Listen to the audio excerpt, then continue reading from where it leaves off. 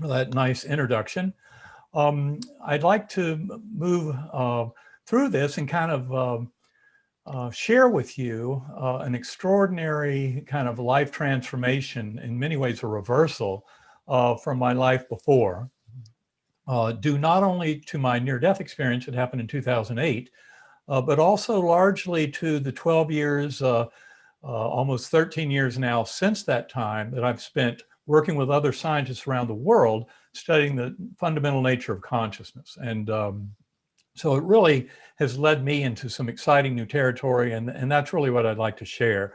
I was not very familiar with the Bowen Center before, but I've enjoyed what I've read about it and certainly see a significant amount of overlap in our thinking. So I think we can help each other along in this whole process. Now, starting out, important to point out, I'd grown up in a neurosurgical family. My father was very scientific. He was the chairman of a neurosurgical training program, but he was also very religious. He had a profound belief in God and the power of prayer.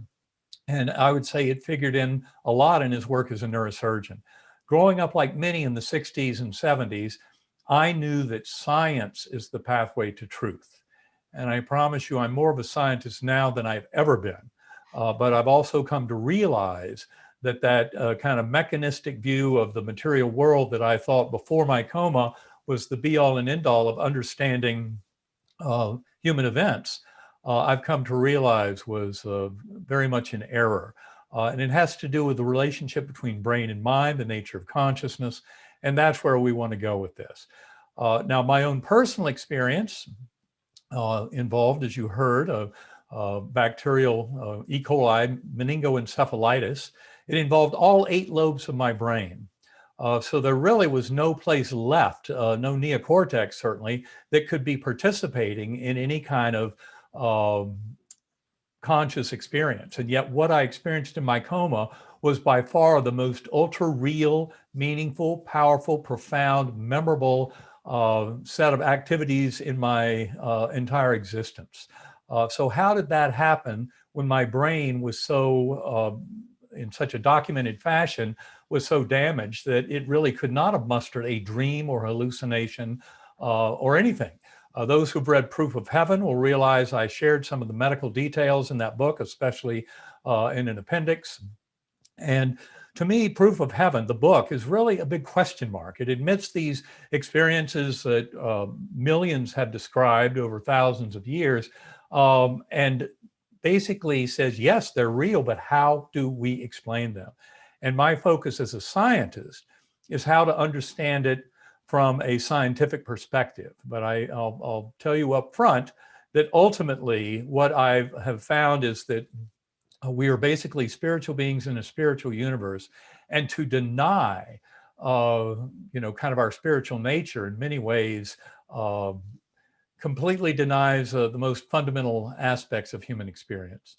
Now, there is a medical case report on my medical records that came out long after the book Proof of Heaven. It was written by 3 physicians who were not involved in my care.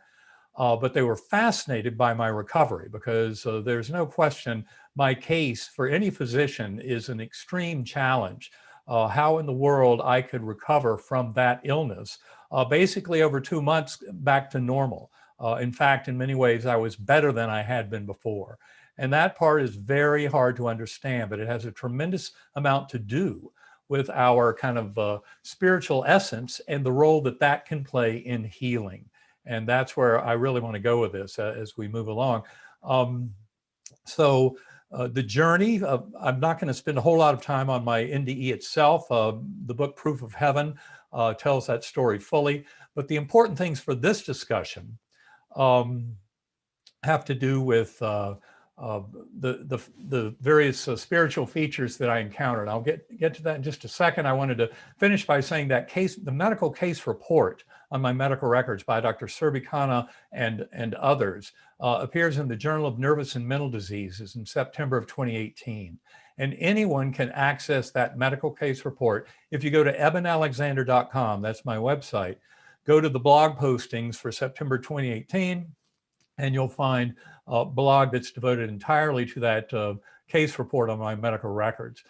Really astonishing. They went a lot further than I did in documenting the amount of damage to my brain and kind of their surprise that I could recover from this. And in fact, when the medical peer reviewers challenged the authors and said, well, this case really doesn't line up. The word they used was, they said it's absurd that someone this ill would end up having a full recovery.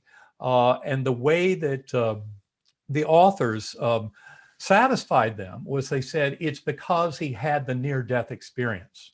That's what allowed this phenomenal, profound, unexpected, and what some people might call a miraculous recovery. I don't really like the word miracle because I think there's a lot more to it than that, and a lot more ways that our will can have an influence in this.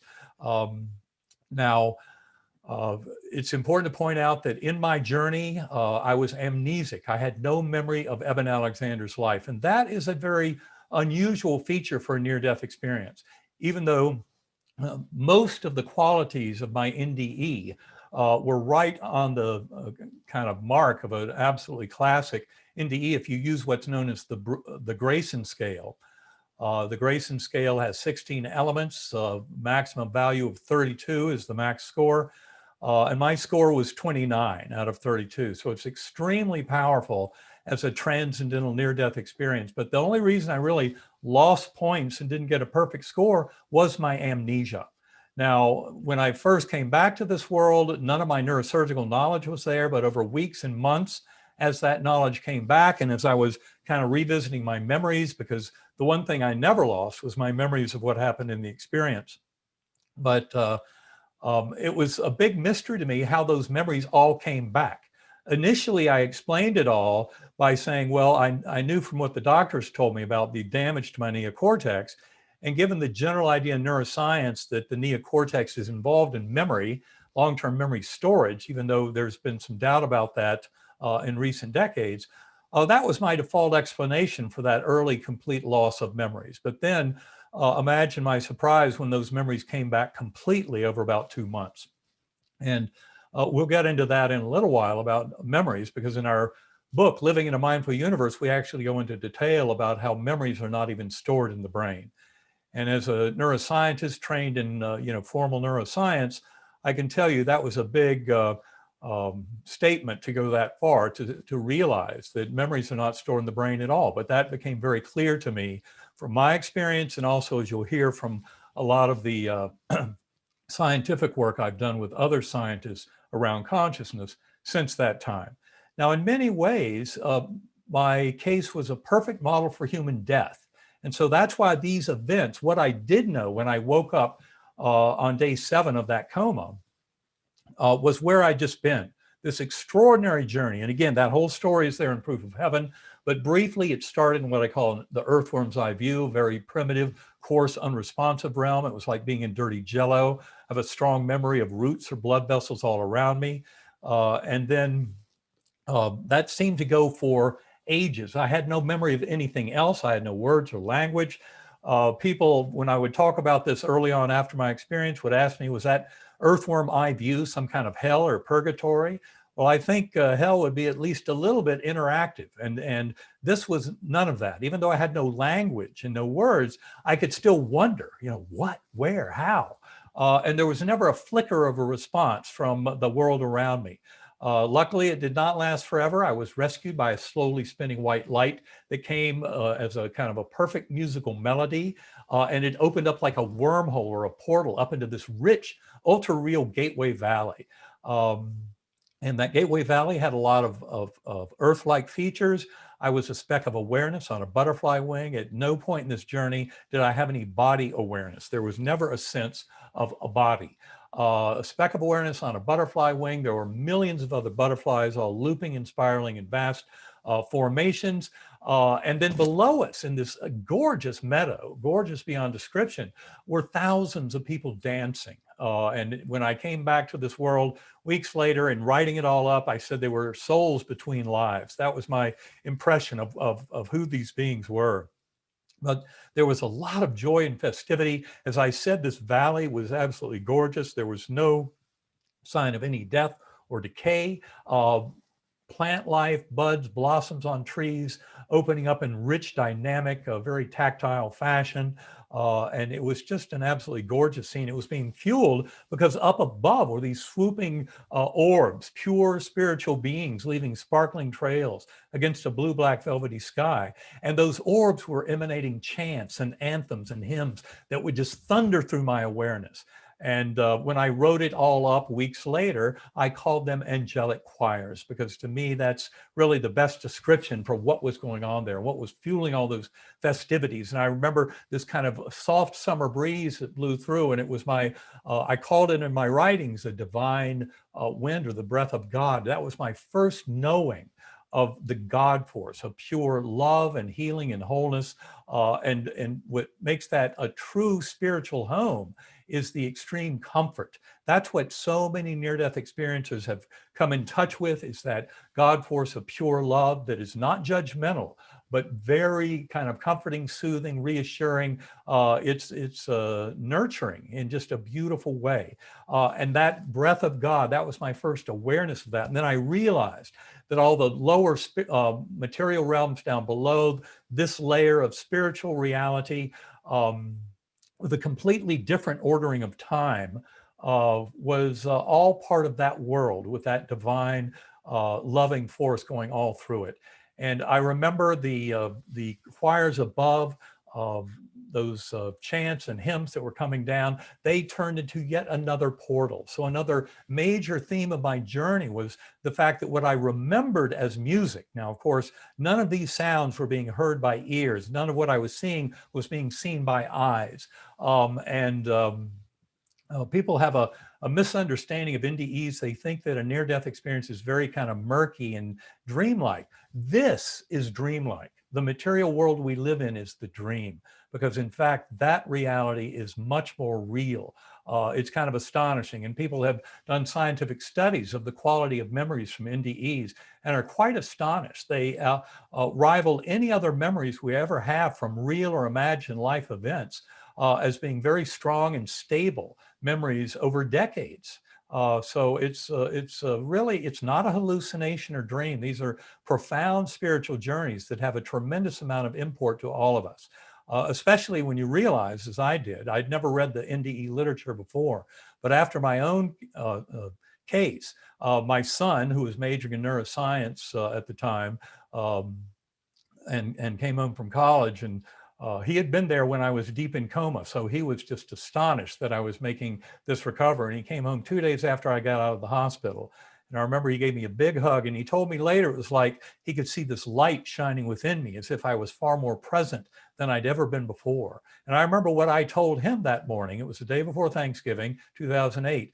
And I said, my experience was way too real to be real. I was still shocked by the ultra reality of the entire experience. I mean, to me, that was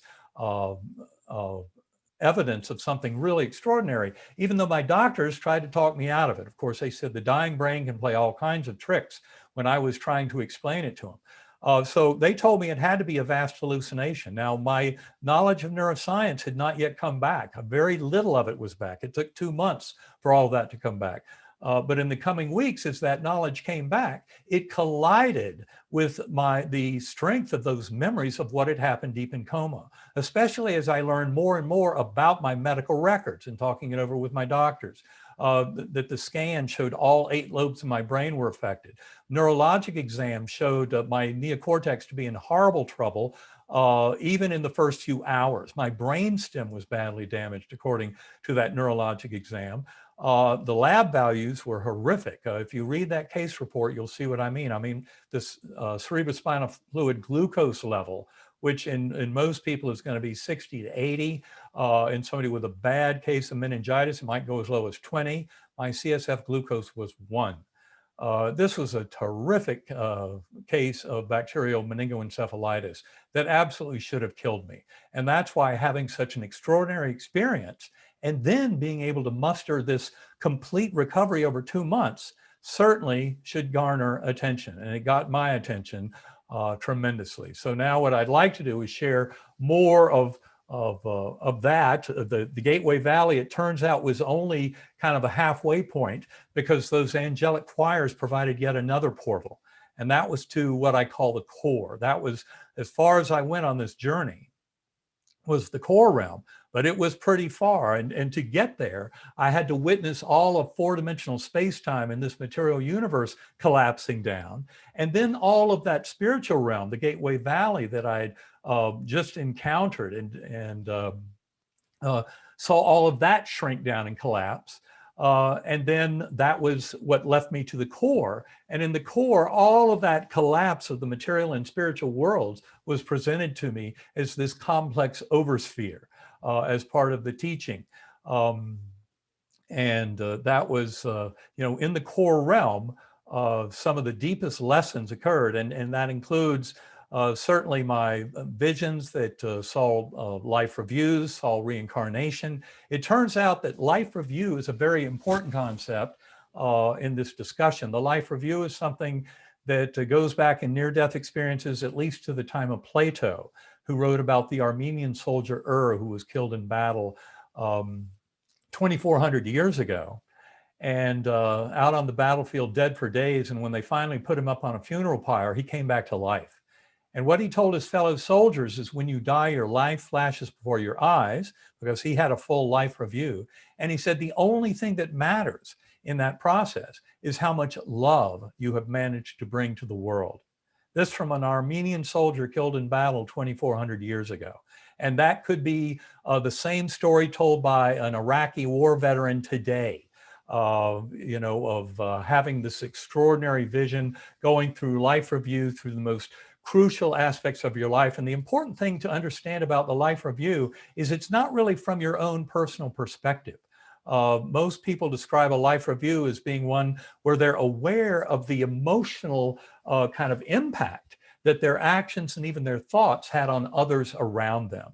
And this is kind of extraordinary, but it shows us how the boundaries of self in many ways are a fiction that are there to support this beautiful journey of life where we're interacting with our fellow beings.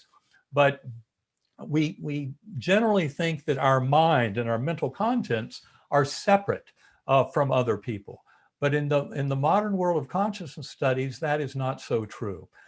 In fact, you can demonstrate telepathy. Telepathy is probably easiest to demonstrate in identical twins.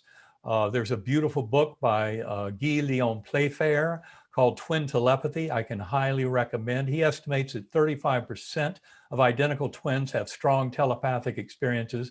They can be so strong that one twin might touch a hot stove, and the other twin 1,000 miles away might develop a blister and feel pain. That's a very strong connection. So telepathy is one example of how our minds kind of overlap. Likewise, remote viewing. Remote viewing is a field it's sometimes referred to as the psychic spy program, the Stargate program in the US. Other countries had intelligence programs with remote viewers. It's been statistically demonstrated to be a real effect by none less than Jessica Utts, the head of the American Statistical Association back in 2015, who gave a talk to more than 6,000 statisticians and scientists at that meeting, where she discussed how remote viewing had been proven beyond any kind of reasonable doubt. And yet most of her scientific colleagues wouldn't believe in it. And when she would challenge them, they'd say, well, they didn't even waste their time studying the scientific literature on it. And she said, well, that doesn't sound very scientific. But it turns out that when asked what they would prefer, more data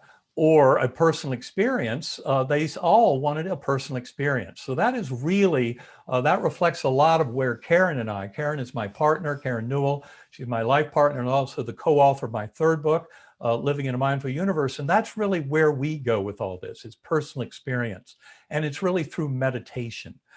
Because I realized within a year and a half, 2 years of my coma, that the only way to understand any of this that I'd been through deep in coma was to explore consciousness through meditation. So that's what I started doing. I found out early on about binaural beats, which is a form of sound where you put in one tone to one ear, a slightly different tone to the other ear.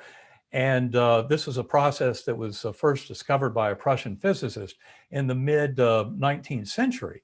But what has been discovered in the 20th century was that process of the binaural beats, that kind of wavering sensation that comes from that process of slightly different frequencies to the two ears, can lead to profound changes in conscious awareness. And for example, Robert Monroe, who was well known for investigating out-of-body experiences, found that binaural beats could greatly enhance that process. Likewise, some of the scientists involved in remote viewing found that binaural beat brainwave entrainment could greatly enhance the ability to remote view. And so that's really what Karen and I were pursuing. And I was specifically pursuing meditation with binaural beats because to me, it sounded like a very powerful tool for allowing us to kind of separate our conscious awareness from the normal processes of consciousness when we're in the body. I'll talk a little bit more about that as we move through this. But for now, I want to get back to kind of the center of the challenge of my journey of realizing that when my brain was so effectively offline with such documented medical evidence, how was it I was having such an ultra-real spiritual experience? And those who've read Proof of Heaven will realize what a gigantic challenge that was to me. What I can tell you is since then, I've had to go through a kind of a fundamental process of questioning everything I ever thought I knew about the nature of reality. And I really had to go back to square one and start over and realize this is all about the brain-mind connection. But very importantly, also realizing that in many ways, this world around us, this physical world, is only one realm of many that we have access to as sentient beings. And of course, most of us are used to the dream space. We have that every night to interact with the dream space. And I think there's a tremendous amount of overlap of that space with what I experienced in my NDE. Likewise, I would say there's a tremendous amount of overlap with what is uncovered in psychedelic, plant medicine type experiences. So I think, but I also believe from my own personal kind of comparison of such experiences with my near-death experience, that the psychedelic drugs really only give you a tiny glimpse through a keyhole. They do not give you the much bigger kind of penthouse panoramic vision that you get through a near-death experience. But far better than the psychedelics is what I think we can accomplish through meditation with powerful tools like sacred acoustics. And I know, for example, that Christopher Bache, B-A-C-H-E, in his book, Dark Night, Early Dawn, did a direct comparison of binaural beat brainwave entrainment for spiritual journeying with his own personal process of high-dose LSD for spiritual journeying. And in his book, in Dark Night, Early Dawn, he goes so far as to say you can make at least as much progress with the brainwave entrainment and the sounds as you can with the LSD. And I think that's an important point. From my viewpoint, the psychedelic drugs are really only having mainly a minimal effect on mainly on your neocortex.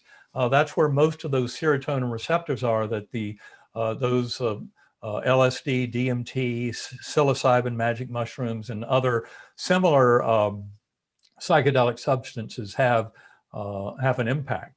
And in contradistinction, when you're using binaural brainwave entrainment, you're actually using sounds that are influencing the lower brainstem, circuits that arose more than 300 million years ago.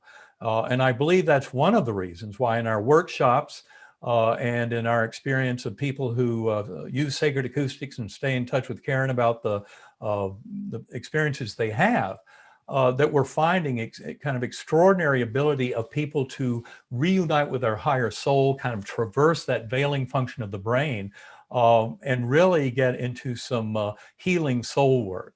I'll point out in the same context that another current use of such psychedelic substances are several medical studies showing using psilocybin, magic mushrooms, in patients who have a severe fear of death, cancer patients. Also, psilocybin has been used for extreme addictions like nicotine addiction, opioid addiction, alcoholism, things like that. And it turns out that one dose of psilocybin in the proper therapeutic setting can be very powerful for months and even years in alleviating that fear of death or in helping people address those strong addiction issues.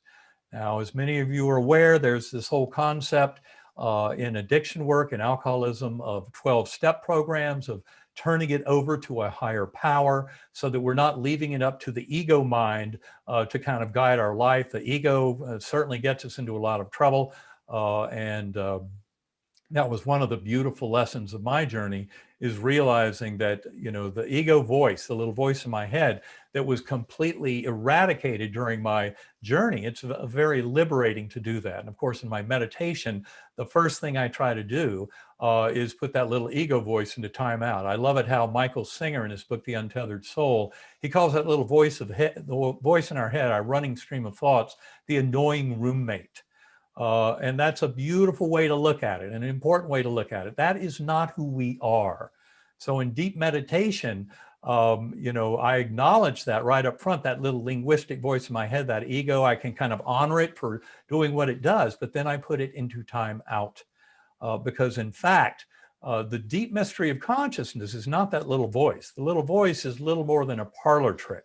And as a neurosurgeon who's operated on a lot of patients using what are called awake craniotomies, for example, if they had a tumor or vascular lesion near their speech areas, we would operate on them awake.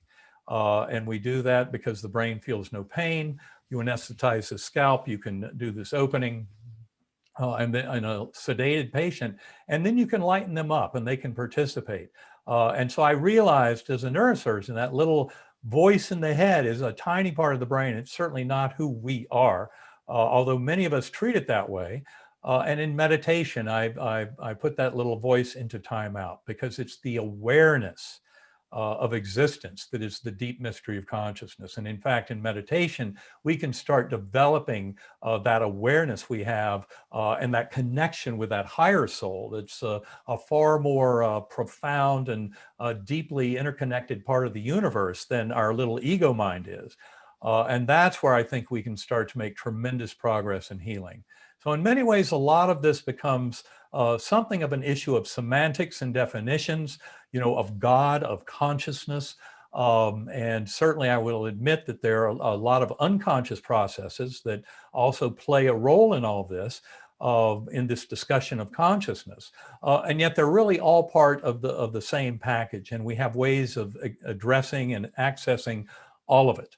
And this is really in many ways my kind of understanding that's come out of all this, especially in realizing the brain does not create consciousness.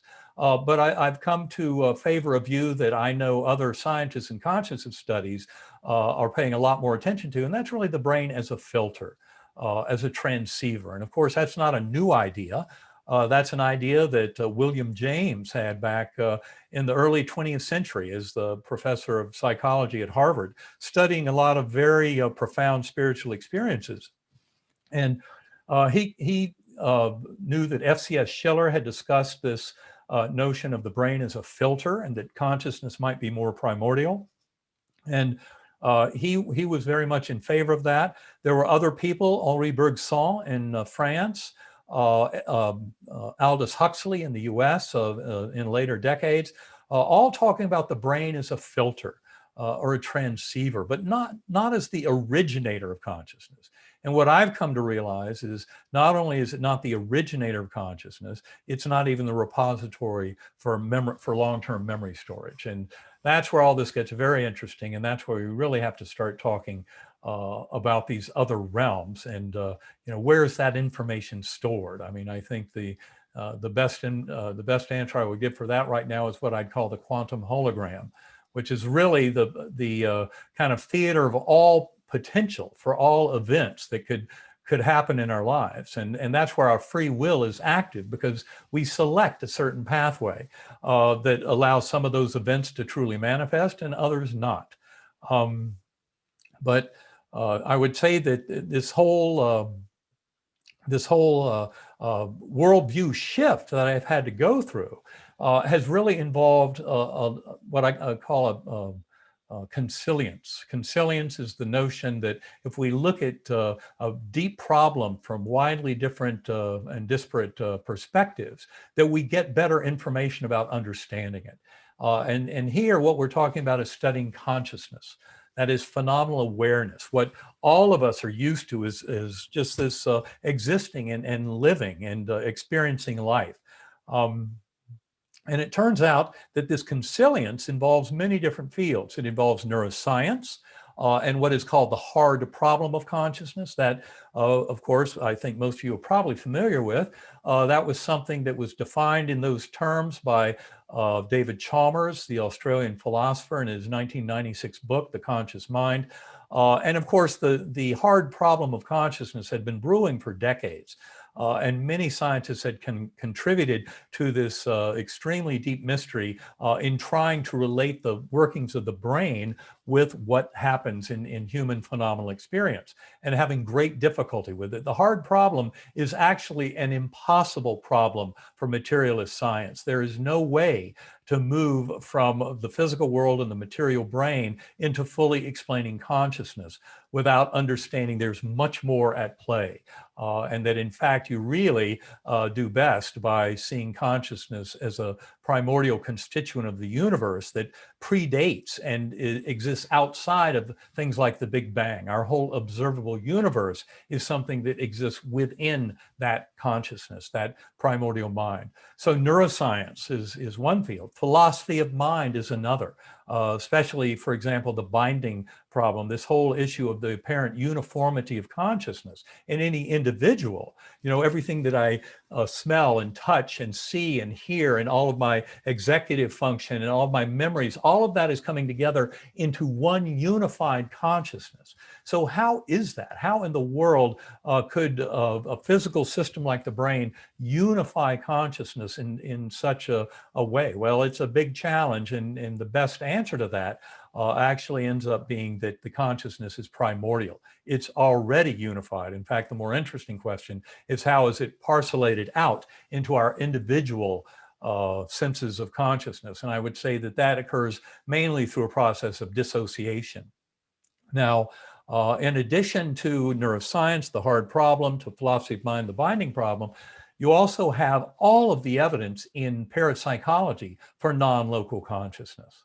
And that starts with what I mentioned a few minutes ago with telepathy, remote viewing. You have the whole category of near-death experiences, of shared death experiences. For example, there's a book on near-death experiences called The Self Does Not Die that came out a few years ago.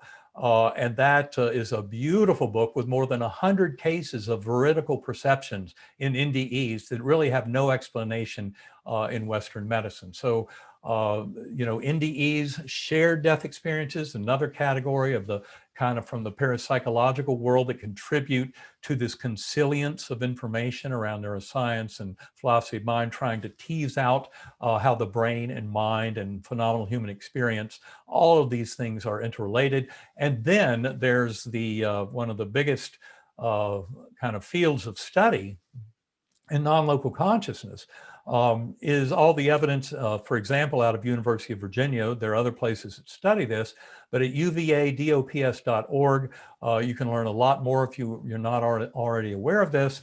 But the group, the Division of Perceptual Studies there, has studied past life memories in children indicative of reincarnation for 60 years now, and profound, more than 2,500 cases of past life memories in children, where the best explanation is actually of reincarnation. And that's after deep kind of scientific study to validate the facts of the case, et cetera. But reincarnation, from my point of view, and I think from the viewpoint of many of those scientists, has been proven beyond any reasonable doubt. So we really have to entertain a much bigger theater of operations in considering what we're trying to explain in terms of human experience and relationship of brain and mind. The other thing in terms of the consilience is quantum physics itself, because those who study quantum physics, when you review the history of it, you realize people like Wolfgang Pauli, Erwin Schrödinger, Eugene Wigner, John von Neumann, Pascual Jordan, and others all were so shocked by the experiments of quantum physics because of what they said about consciousness. And so what all these founding fathers said was, you cannot get behind consciousness. It does not seem to be something generated by the physical brain. But if you look at the physics of the very world around us, and the most proven field in the history of science is quantum physics, and yet at its base, at the base of these experiments, is a very profound mystery about how all that can work. I think it was David Bohm who was one of the first people addressing this as a quantum physicist, and specifically the issue they're talking about is the measurement paradox. That is that the choices, the free will choices of the observing scientist play a tremendous role in what ends up resulting from those experiments. And in fact, John Wheeler at Princeton was so shocked by all this. He was one of the leaders in quantum physics. He came up with what he called the participatory anthropic principle. And basically that principle was noting with great kind of shock and amazement the role of mind and free will in kind of causing certain determinations of output that really in many ways prove that consciousness is not being created by the physical brain at all. And in the last few decades, increasingly refined experiments in quantum physics have gone all the way to the point where, as we argue in our book, Living in a Mindful Universe, the best conclusion from these experiments and from trying to understand quantum physics in the modern era is that consciousness is fundamental in the universe, that mind over matter is the way all of this works. And, you know, when you get right down to it, in medicine, we've known this for decades. What is our gold standard for looking at any new treatment? Placebo effect, a placebo-controlled trial. And that can even be done in some procedures. For example, a paper a few 3 or 4 years ago from England, where they were looking at coronary artery catheterizations and stenting. And they did a sham procedure to compare, and they found that, in fact, the placebo effect, the patient's belief, was as powerful as the placing of the stent.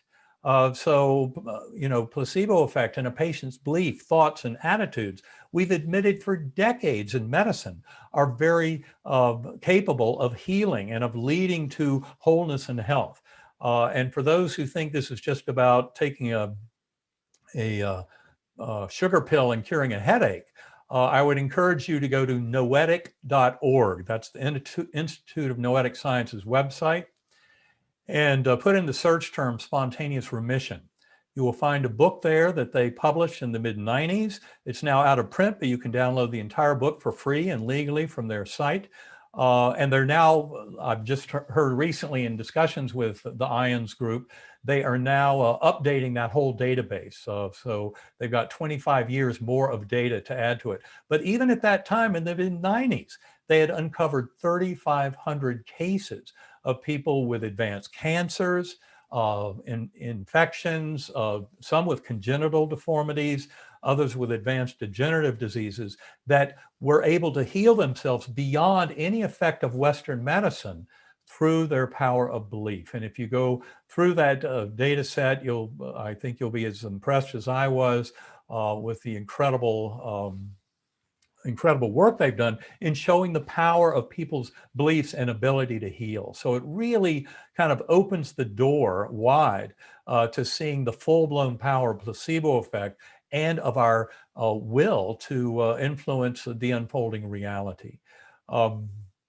Now, in many ways, in this discussion of brain, mind, and consciousness, it's not like we're talking about anything so new.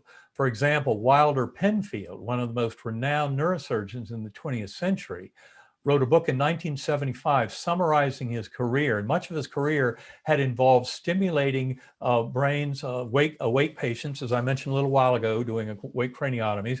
I've done many of those. He focused his career on that and was a very good scientific investigator. And in fact, in 1975, in his book, The Mystery of the Mind, he makes it very clear the brain does not produce consciousness. He was fully aware of too many cases in his patients, of events that he'd witnessed, all of his attempts to map memory and map the brain electrically. He'd come to realize that Memories were not stored, certainly not in the neocortex, although at the end of his life, he thought they might be stored in the brainstem, because he didn't realize at that time that you really had to leave physicalism or materialism or the physical universe behind in terms of fully explaining consciousness. And this is not just talking about the supernatural and the spiritual. If you consider consciousness part of the natural world, we're really just talking about the natural world and various different realms that we have access to. That's the way I'd rather put it. But I love it the way Penfield, he makes it crystal clear in that book that the mind cannot be fully explained by the brain at all. And he said this gave him great hope as a neuroscientist because of the spiritual nature of humanity. And for him, that was a tremendous relief. It turns out that placebo effect is in many ways just the tip of the iceberg, because then you run into other spiritual healing, especially in some near-death experiences. Just as I mentioned earlier, that's how those physicians who wrote up my case report got that all into publication, was by pointing out that the NDE was what allowed me to have this profound recovery. So this is really just kind of getting us into that territory of mind over matter, and just how far can we go with that? It's very empowering to the individual and to the world at large, the more we can realize this. And of course, what most near-death experiencers will tell you is that in these realms that we visit, this kind of ultimate realm of ultimate reality on these journeys, in looking back on our life and going through this life reviews, every bit of that is realizing that we're spiritual beings. And that is where I think the meditation and centering prayer, from my perspective, what I've seen in our workshops has been very valuable in seeing where people can go with this. And I think the whole world at large, in many ways, just as we talk about in addiction medicine, you talk about a gift of desperation. Well, in many ways, we're all facing a collective gift of desperation today. And it's not just the COVID pandemic and the economic collapse and a lot of the mental challenge that that has presented to us. But in many ways, I think you can look back on our society and what's happened in the last few centuries with the rise of materialist science and its lead. The problem with that materialist perspective and the notion of brain creates consciousness was this false notion of separation, that we're all separate from each other. And that's kind of the hallmark of reductive materialist science.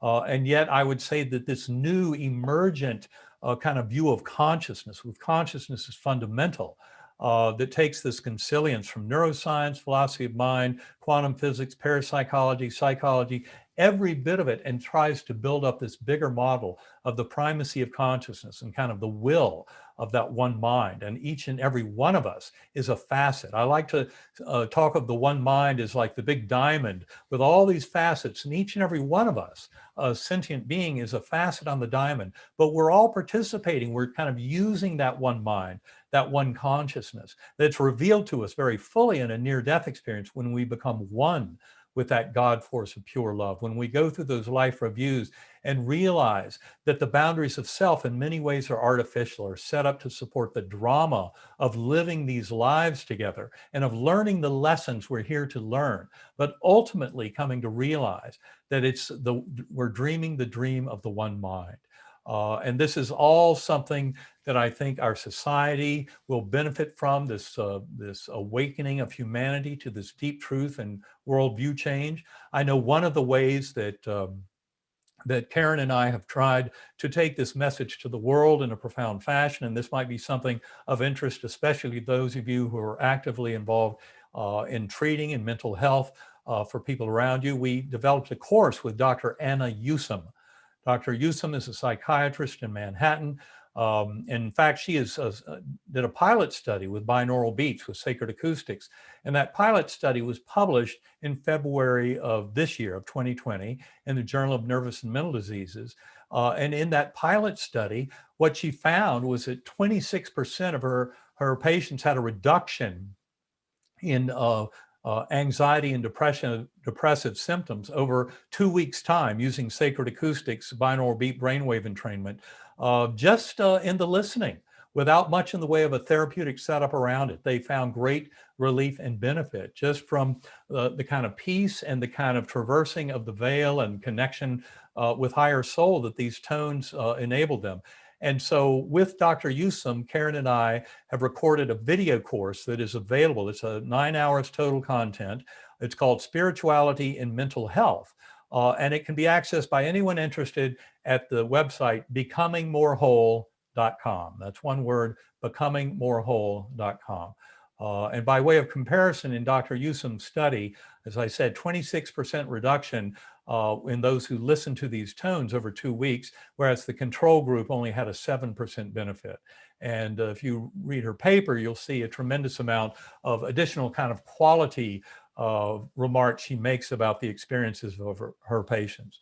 And all this is especially important. Not only is the COVID pandemic and the economic collapse causing a tremendous amount of mental health issues, but that's all on the heels of a really severe crisis in this world. And I'm sure those of you involved in mental health provision realize that we had an epidemic of suicide and of opioids wiping people out. In fact, for the first time in 100 years, our actuarial survival curves were suppressed. And by 2015 or so, this actually won a Nobel Prize in economics for Angus Deaton and his wife, Ann Case, was their reporting on this tremendous kind of epidemic of suicide and opioid death that we had in this country. Suicides increased by something like 26% from 1999 to 2015. The opioid crisis in 2017 claimed 72,000 lives. And of course, since the COVID pandemic, a lot of this has just worsened. So we really are in a kind of a crisis mode at this time, but I fully believe, just like in the world of addiction studies, where you talk about that, hitting the bottom, having a gift of desperation, I truly believe that we are in the process of a collective gift of desperation at this time. And I'm very optimistic about where we can go with it. That optimism comes from my knowing of where the scientific revolution in the nature of consciousness is going. Religious systems have been around for 5,000 years or more to try and teach us some of these deep lessons of living together, of morals and ethics, so that we can have a very high functioning society. And yet the track record with religious systems has been somewhat mixed. And in some cases, it's even led to more problem than solution, especially with some of the conflicts of superficial dogma, religious wars and violence between religious sects, that kind of thing. I believe that one of the ultimate results of this revolution in the neuroscience of consciousness and our understanding of the brain-mind relationship will be a complete revolution in our kind of human society in terms of how we treat each other and deal with each other. As more and more people come to realize from near-death experiences that life review is very much like having the golden rule, treat others as you would like to be treated, written into the very fabric of the universe. It's a very profound lesson in love, and the more people realize, well, this is part of the human condition, and that also that it involves coming back to this world again and again. This is what that work from UVA, UVADOPS.org is so important, the work of Ian Stevenson and Jim Tucker on reincarnation, because it really kind of ups the game here. We must realize we're responsible for our choices. And of course, the work at UVA is not just interesting, from a scientific worldview perspective, but in fact, many in this world, beginning with Carl Jung, and then Charles Tart, Brian Weiss, Michael Newton, Stan Grof, and others, have developed the world of transpersonal psychology over the last few decades. And this is really just an expression that to fully understand our lives as human beings, we have to realize that we are souls, that we've been here before, and that in many ways prior lifetimes were what set the stage for the events of this lifetime.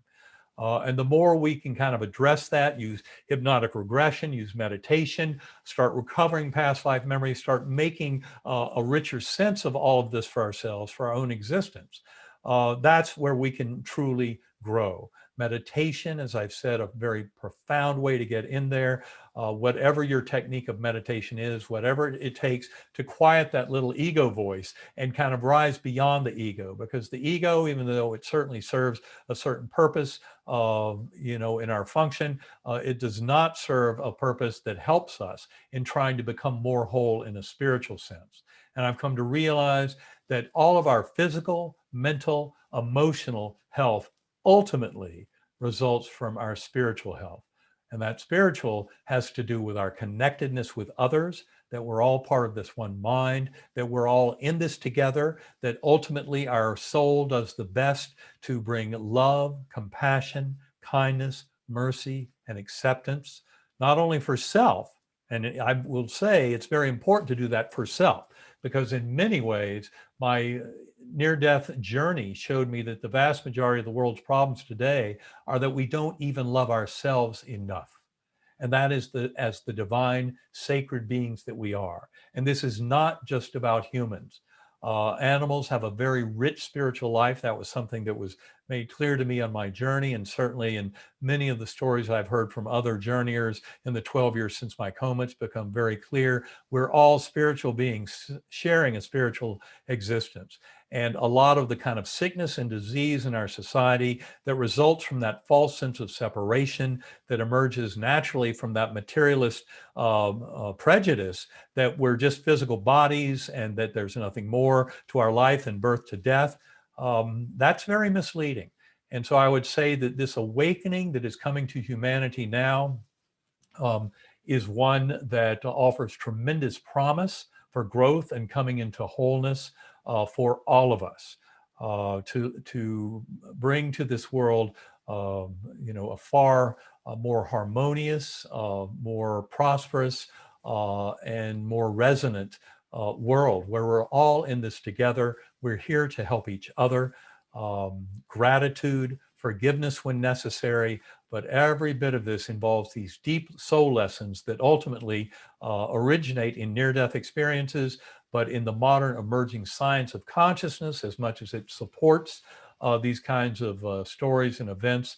And the more that the medical community, nurses and doctors can open up to welcoming these stories from patients who have such extraordinary experiences, because they are very common. Questionnaires and polls indicate that probably somewhere around 5% of people in America, and in other countries, the number go anywhere from 4% to 15% of the population have had near-death experiences. So they are not uncommon. And yet they are just the tip of the iceberg in showing us something much deeper about our spiritual nature, about our connectedness with others, and how that truly, at the very base level of this universe, one of the deepest truths is the love, the kindness, the compassion that we encounter there. And that is really the ground of our being. And that is what we need to bring back to this world in large measure. Dr. Alexander. Yes. This is time, if I can stop you, to begin discussion and to ask people to use their raise hand function. And I will call on the people for you, and then I'll ask individuals to unmute self. And excellent. I think this is a perfect good? time. I right. was actually just going to invite the Okay. Q&A session. So I was at a natural kind of endpoint for my little address for the evening. Okay. I am really doing this because I would like to have an equal representation of Bowen theory, Bowen thinkers here as well. So I'm going to invite Bowen theory thinkers who want to get in here to please do so, so that we can have a broad view here. So let me go here. I see Harold Lockett. If you'll unmute yourself and you can ask Dr. Alexander your question. Yeah, thank you. Thank you, Dr. Alexander, for your very stimulating presentation. tonight. Thank you. As you were talking, I made quite a few notes, but one of the for the sake of brevity, I just want to ask one double pronged question, and it's about prayer. Prayer before surgery. A lot of people think, that there's some very positive effects with prayer before surgery is administered, and also along with that, what what do what do you think about your family who prayed for you while you were going through your experience, and what all that meant to you, and to what did that mean for you as well? Well, thank you. What I'd like to do is start with your second question, my family and that whole event. Um, Prayer was a beautiful part of the experience. People who've read Proof of Heaven will realize I describe towards the end of it all when I find that I can no longer access those higher spiritual realms. And now I've been kind of relegated and left in these lower murky realms, but they were now blessed with this incredible loving feeling. And that was a vision to me of thousands of beings going off into the distance. And I could see them with their heads down. Some were holding candles, some with hoods, off into the darkness. But this murmuring energy that they were putting out, and it was words I couldn't understand, but it was buoying me up in this incredibly blissful state that mimicked perfectly the joy and bliss I had felt in those higher spiritual realms, in the Gateway Valley, and especially in the core. And so to me, the miracle was witnessing this beautiful, comforting spiritual hominess and welcoming of all that prayer energy coming up from them. That's what I called it, was the energy of prayer. So to me, it was very obvious from inside my coma just how powerful that message was, and how comforting, and how it gets in. So that's one part of the answer. The other is, yes, I'm a firm believer in prayer. For me, centering prayer, which is, of course, a kind of a thy will be done form, not a supplicant requesting form. But for me, it's really my prayer ever since my coma has been one more of trusting the universe, and especially with this acknowledgement of our multiple incarnations and kind of this higher soul form. It's important to acknowledge that prayer, I think, has tremendous power. And I think if you read Dr. Harold Koenig's book on prayer, or Dr. Larry Dossey's book on healing words, you won't doubt the incredible efficacy and power proven with prayer in certain settings. Of course, it's hard to study scientifically, but the reality is, I think prayer does play a tremendous role in healing. And I think praying before surgery, certainly. In fact, I often find I'm contacted by people whose family loved one is in coma, sometimes deep coma, maybe even brain dead. And I always encourage them to pray. Even if the loved one has left the physical world, the prayers can get through to their soul. And so I think prayer is a very important form of communication. And probably the biggest difference in my prayer before versus after my coma is, as I said, I have so much trust in the universe that my prayers now are really just a thy will, not mine be done, which is a trusting that the universe will take care of the highest and best goods, that God force will deliver the highest and best good to all involved, and that my soul will accept whatever that outcome is. But I've been very pleasantly surprised over the last 12 years how often that kind of form of prayer works for the better in terms of my loved ones and in terms of other people that I pray for. Thank you. Thank you very much. Thank you. Thank you for your question.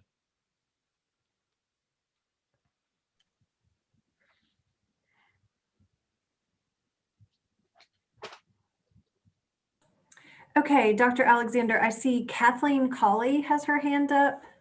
Okay. Go right ahead, Kathleen. Unmute yourself, Kathleen.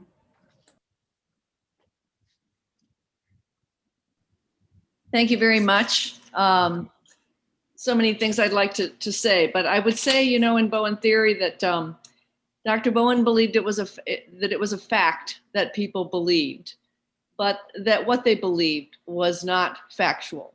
And so it has opened a whole realm of interest in the intersection of science, religion, the supernatural, and Bowen theory.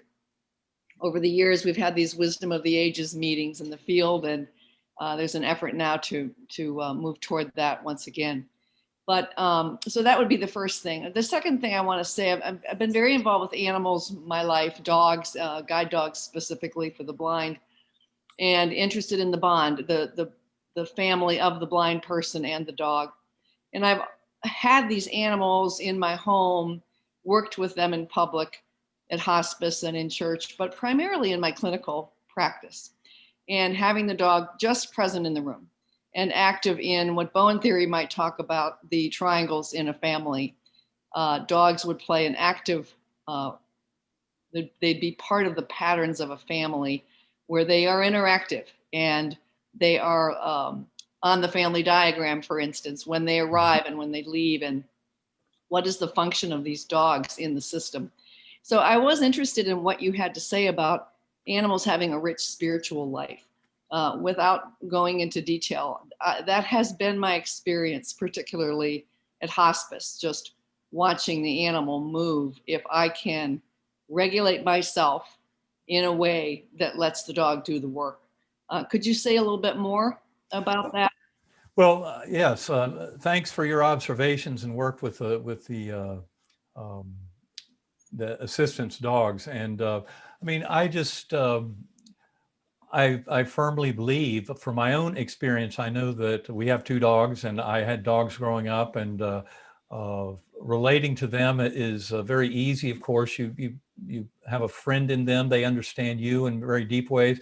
I've seen animals behave in extraordinary fashion. For example, when my biological aunt lost her husband about 2 years ago. And they had a little dog that yapped and yapped and yapped and yapped, no matter who came to the door, no matter when, little Sassy. And yet, when after he had passed, and when they brought, the funeral home brought his urn of ashes to the front door, Sassy knew it was him. I mean, she didn't yap at all. She knew, and she was acting. I know the way Dale described it.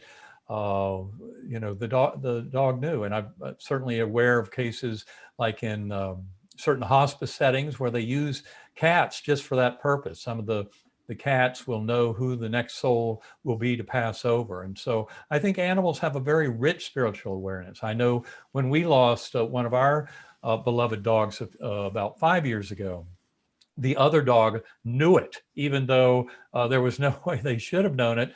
But they came running into the house after that the other dog had passed, and they went running over to where that dog normally slept, and they wouldn't leave that spot for hours, and just kind of in this sad mope, they knew what was going on. So I think that animals can have a very rich kind of relationship. I know one of my colleagues, Dr. Alan Hamilton, who's another neurosurgeon, he's done a lot of work with horses for healing.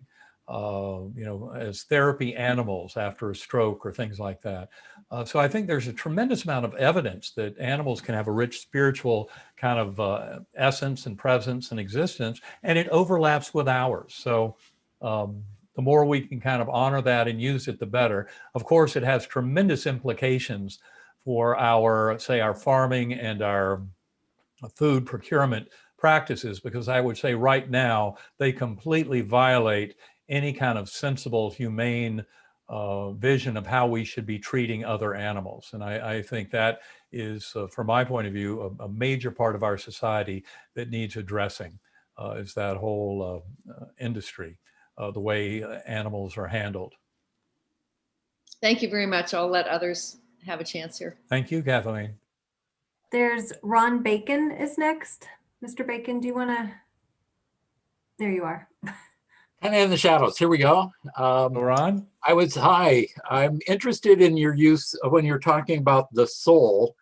In Bowen family theory, we talk about differentiating a self, the solid self, core self, the real self are ways of trying to get at what that is. Do you see those as synonymous, or do you mean something different when you say soul? Well, for me, soul is really kind of that essence of a personality that would come through, a lifetime or through multiple lifetimes, that preserves a certain strand of kind of kind of karmic debt or of knowledge or of transformation in a process of evolution. Important to point out that in this kind of way of looking at reincarnation, it's not like a Buddhist system of kind of a blind mechanistic wheel of suffering that you're trying to get off of. In fact, one of the visions I had in my journey, given that I had no memories of Eben Alexander's life, so I could not have an Eben Alexander life review, but I saw life reviews in very profound fashion. And one of those visions that occurred in the core realm was it's a vision that I refer to as the Indra's net vision, because it reminds me of that kind of teaching and concept from ancient Eastern spiritual traditions. But it showed this tapestry of all these interwoven threads, and I could see kind of the individual soul life of each of those threads, kind of in and out of incarnations. But it all led to this glorious golden center. It was, in many ways, I would say the best way to understand that is to look back at Pierre Teilhard de Chardin's book in the mid-20th century, The Phenomenon of Man. And in that book, he takes concepts of evolution, at that time, of course, kind of Darwinian evolution, but he took them much further and basically said all of this universe exists for the evolution of consciousness itself. And that's what I believe is going on. And we're all contributing to that. So the reason the universe exists is for consciousness to evolve. And that is nothing more, just like that old saying, all politics is local. That's nothing more than individual sentient beings going through this process of growth and transformation, which is really just learning their relationship with the universe. Know thyself. That's kind of the prime directive. And so I would say that my view of the soul is that one kind of traceable element that contains experience, memory of experience, can include memories of past lives, everything we experience both in this material world and in our dream space and in our unconscious lives. Every bit of that adds to this kind of soul consciousness. But in many ways, it also, then at its deepest level, overlaps with that primordial mind, with that God force that so many near-death experiencers have been comforted by. And I believe all of us can access that in prayer and meditation. I know people who've had profound kind of Kundalini awakenings and spiritual awakenings in deep meditation. And certainly many of those never had a near-death experience. So I think just as conscious sentient beings, we all have the power to access this at kind of that soul level. I'm not sure if I'm really answering your question, because I'm sorry, I don't really know the definitions of the various soul types in the Bowen system. But what I do know is kind of what I look at is that soul line, and then how it basically is a dance between the kind of ego mind and our kind of consciousness in this material realm, as well as that aspect of higher soul that we can connect with, through meditation, et cetera, by going within and realizing that ego is little more than a parlor trick, and then start connecting with a soul that's much more connected to the higher good for all. Mm-hmm. Yeah, I think, Dr. Bowen, I'm not aware of him using the word soul often, if ever. I'm just not, so I'm not sure. It's certainly there's a lot of different interpretations out there, that's all, and Okay. so Well, it can be that's a very good point. And I'll tell you another thing about my whole process in the last many years of assimilating this is I've come to realize the linguistic brain, as Rene Descartes said, to define is to limit. And so for me, I'm much more of a lumper than a splitter. And that's why I tend to even conflate mind and consciousness, and my use of the words are pretty much synonymous. But I think soul is, for me, a pretty important concept of maintaining kind of a line of experience and memory that leads to potential growth for a sentient being. So, and the whole spiritual aspect with in work with addictions, somebody who is going to have sobriety versus abstinence is going to have some experience with something greater than the obsession that they've been having for the drug. And that's something that each person has to discover, whether they do that through an organized religion, whether they do that through nature, whether in some way, but to have an experience with God is essential. Absolutely.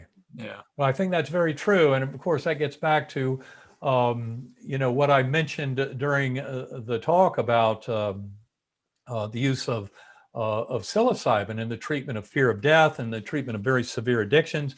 And just one dose can have a tremendous effect in the proper therapeutic setting. From my point of view, it's not really the psilocybin that's doing it as much as the opening of the veil to kind of higher soul, to which I believe is what we get exposed to in those kind of experiences. Even though the psychedelic experience is not the best way to do it, I think meditation is a far more powerful way to connect with that God force and with that kind of higher self that actually has the ability to heal.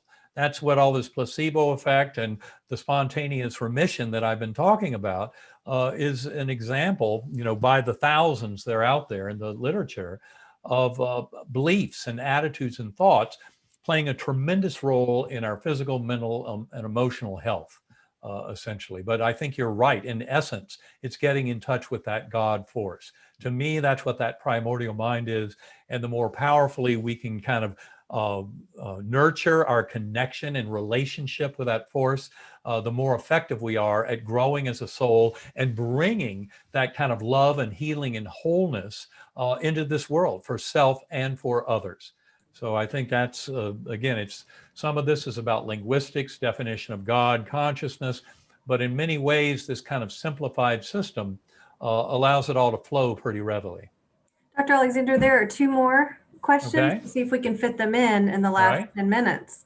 Thank you for your patience. Gail Thompson. Thank you, Mr. Bacon. Thanks, Ron.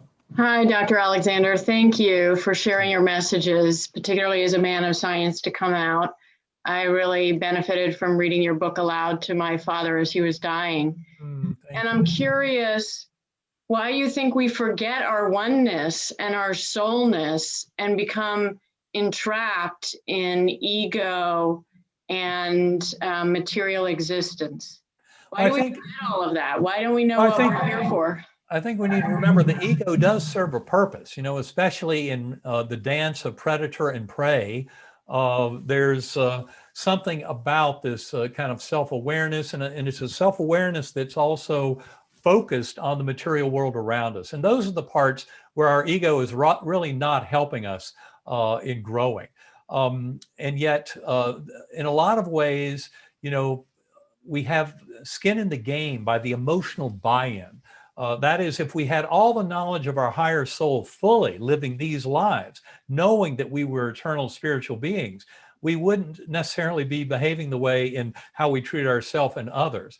So I think there's a benefit certainly to kind of rising above the ego in the meditation prayers I'm saying, because that allows us to have that kind of higher vision of self in relation to other selves and realize that we're really all in this together.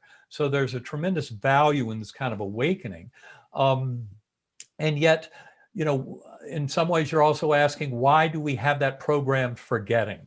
Why is it, Jim Tucker and Ian Stevenson, the doctors who study these children and their past life memories, say that beyond age 5 or 6, it gets very difficult. Those memories get covered over. It's a natural process of forgetting. So I believe most of us as young children have these kind of memories that tie us to the spiritual realm, tie us, for example, to family who might have passed over already, like grandparents, and things like that. So we have those kind of connections early on, but then for whatever reason, we kind of lose all that. And then we kind of buy into this life. And I think the emotional engagement is very important. It's not to be denied. And yet, in many ways in meditation, I find that I'm often kind of rising above that. I embrace the emotional engagement because that helps to teach me certain things about this life and about myself and about my relationship with the universe.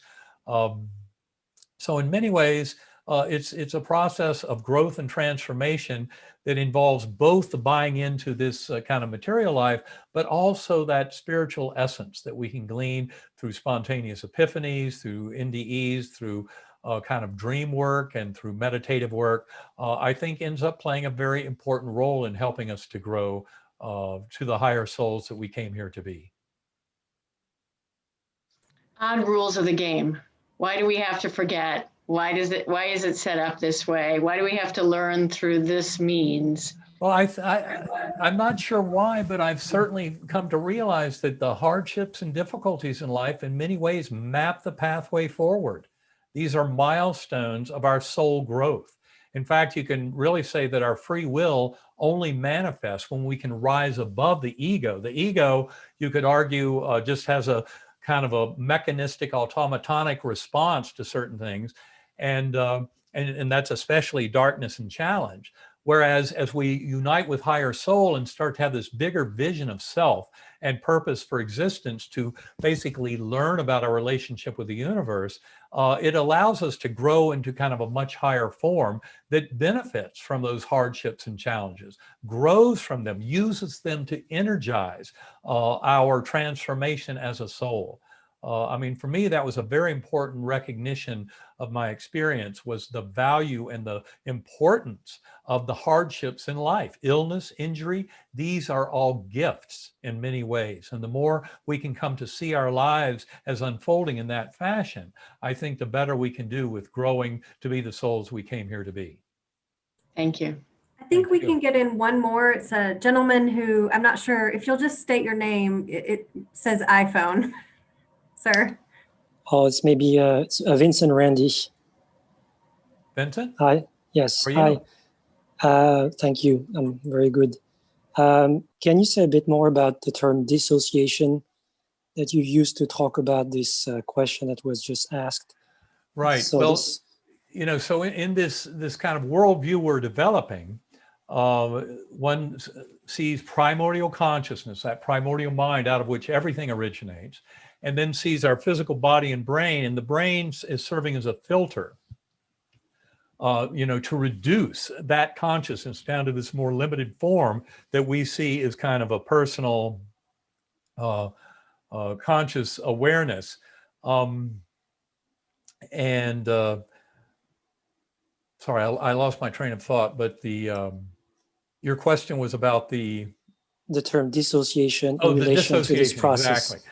And so then the question is, well, how does this primordial mind differentiate out into these kind of apparently individual selves? Now, I again will refer to that life review because the most common description of life review in NDEs, and these are out there literally by the millions, is that you experience it from the perspective of others around you who are affected by your own thoughts and actions.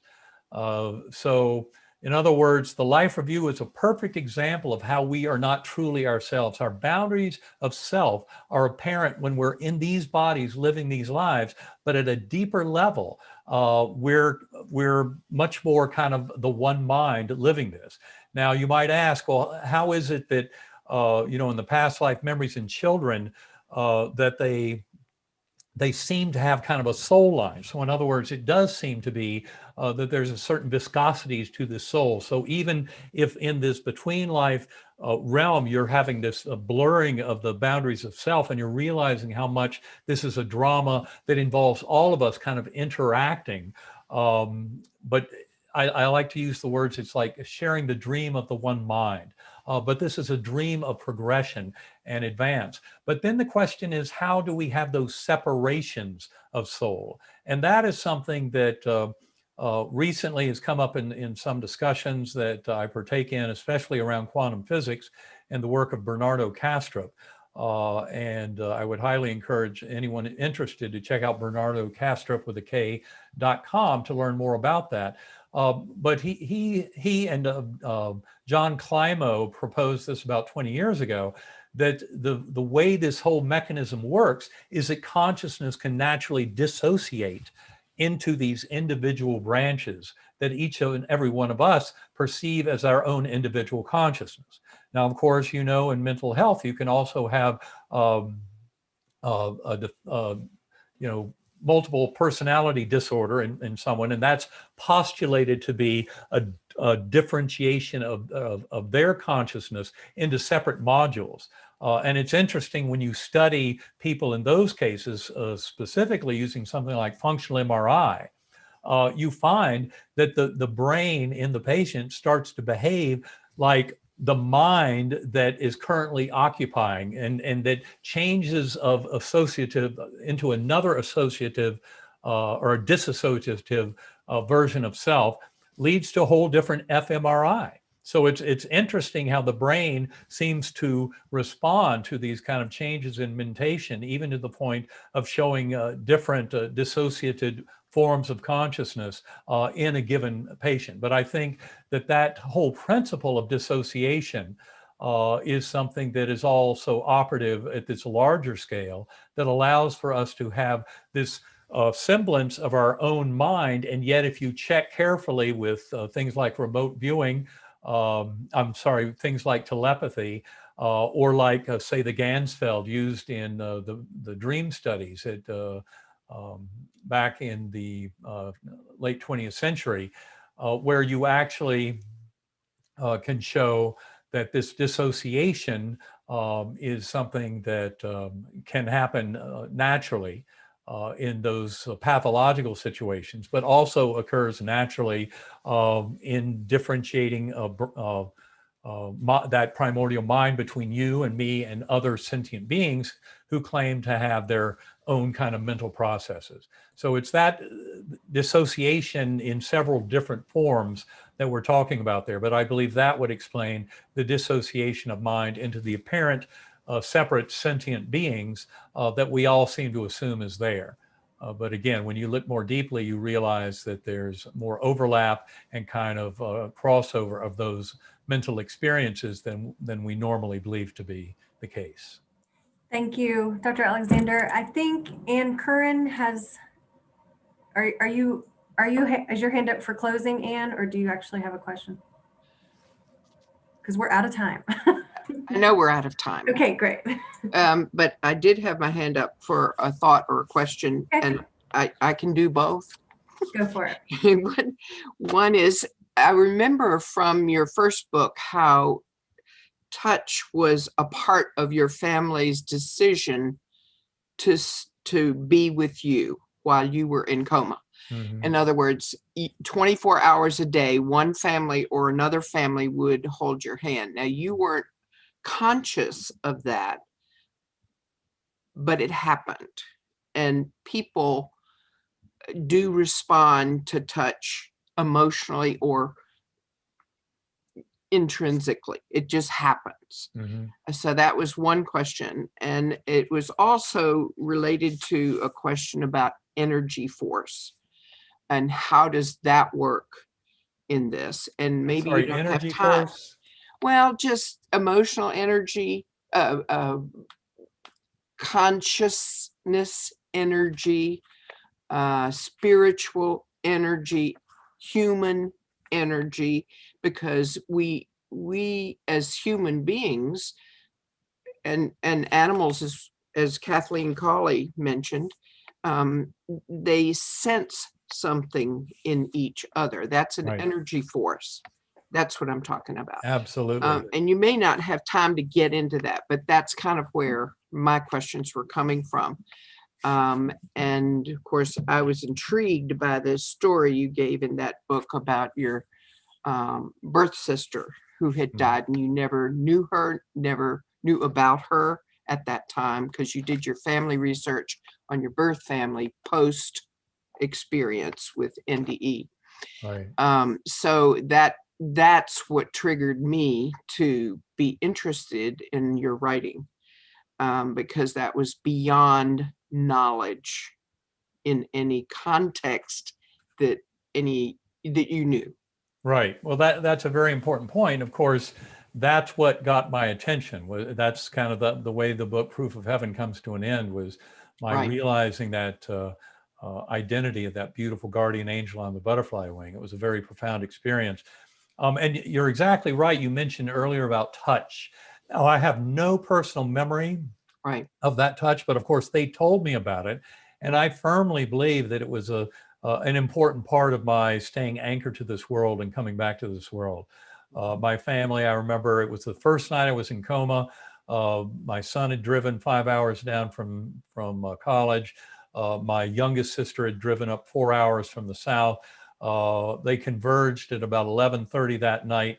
And when my younger sister Phyllis first got to the room, and she actually, the nurse had just stepped out and she saw me in there on a ventilator alone.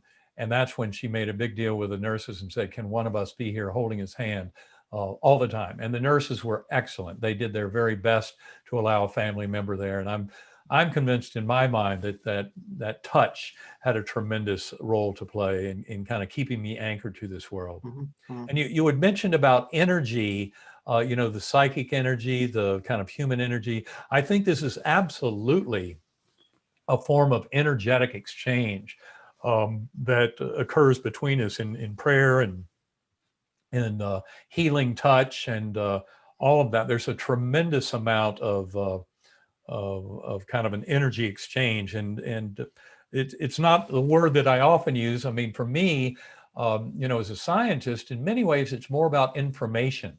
There are certain laws of energy conservation that become problematic, especially when you're discussing models of brain, mind, and consciousness. And for me, it's much more facile to be discussing passages of information than necessarily energy. But really, again, that's just semantics. It's truly about a deep kind of resonant energy. I think this is why we can have so much overlap and knowledge of kind of the spiritual energy of animals, for example. It's an information kind of overlay and a resonance of information where we end up kind of fully kind of knowing their spiritual energy and they know ours through this kind of overlap and constructive interference of information. Thank you I think so much. ultimately that's what it is. Thank you, and I think thank you we all have to very close much for down, but having let me me. give a couple of quick announcements. One is March 19th. There is an ethics meeting for professionals who wish to get CEUs to accommodate their ethics responsibilities. In April 9 and 10, we have the spring conference. The title of that is Unlocking the Mystery of Family Emotional History. So that should be quite interesting. And preceding that on April the 5th, which is a Monday night. So please just know that. This group will meet again, or the professional lecture series will meet again and highlight Libby Copeland, who has written a book called The Lost Family, and it's about DNA testing and how that's altered people's families, in fact, and concept of family. So please come to that. That would be quite interesting. If you have any other questions, you're welcome to leave them here or contact the Family Center. And they can give you my email address if necessary. Thank you so much for the evening. And thank you so much, Dr. Alexander, for spending this time with us. It was rich. Well, thank you all at the Bowen Center. It's been my pleasure, and would love to hear from any of you. Reach out to me at ebenalexander.com. You can learn more about the meditation at sacredacoustics.com. And for any of the mental health practitioners, as I said, becomingmorewhole.com is all the information to that course that we did with Dr. Anna Newsom. Thank you all very much for having me. It's been a real pleasure to be here. Thank you. Good evening. Thank you.